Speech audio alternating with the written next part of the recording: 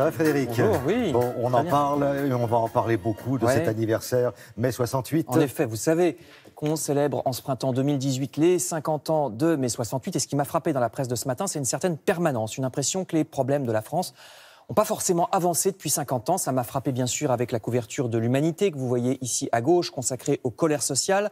Il y a aussi cette couverture de la Croix sur la crise des banlieues. Ça aussi, on en parle depuis les années 60 et la construction des grands ensembles. Mais même ce titre des Échos sur le pic de croissance de la zone euro qui serait désormais derrière nous, ça m'a rappelé qu'en 67, la France créait la NPE. Pour la première fois depuis longtemps, se posait la question du ralentissement économique. Permanence des problèmes également sur le sujet des migrants que vous voyez ici dans les Échos ou dans le Figaro. Dans les années 60, on parlait de la pauvreté du tiers-monde, mais au fond, c'est à peu près le même problème. Cette question des migrants et plus précisément du délit de solidarité, c'est l'objet du dossier principal de Libération ce matin. Est-ce que ceux qui aident bénévolement les migrants dans la misère doivent être punis par la loi ?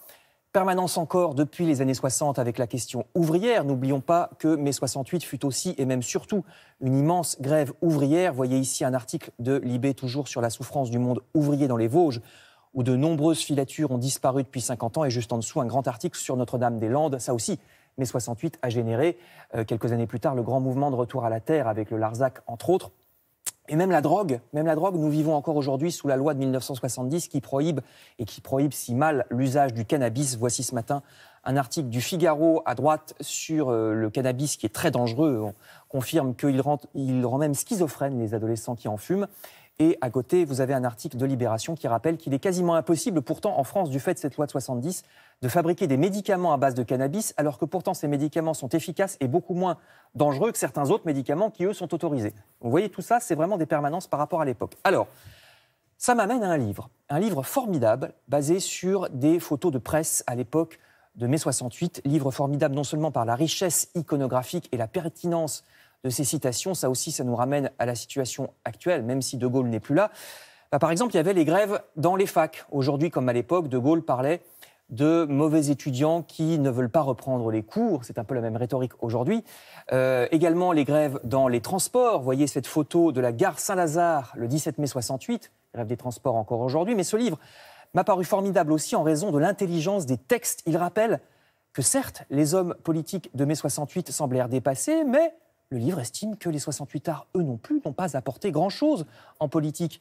Les 68ards rejetaient la politique traditionnelle, mais alors, je cite le livre, pourquoi le bouillonnement de mai 68 a-t-il généré dans les 50 années qui ont suivi une vie politique ennuyeuse, un manque d'imagination, un échec? Pourquoi les 68ards ont créé finalement le politiquement correct, le conditionnement des masses par la publicité, la vidéosurveillance? Pourquoi le rejet de la société qu'ils exprimaient à l'époque s'est transformé, lorsque ces mêmes 68ards sont arrivés au pouvoir, en un culte de l'argent, des marchés financiers, une société de consommation encore plus exacerbée qu'avant? Le livre résume excellemment cette ambiguïté, puisqu'il fait la liste des slogans souvent très bien trouvés, très percutants de mai 68, mais en même temps, il souligne que ces slogans bien trouvés étaient souvent faux sur le fond.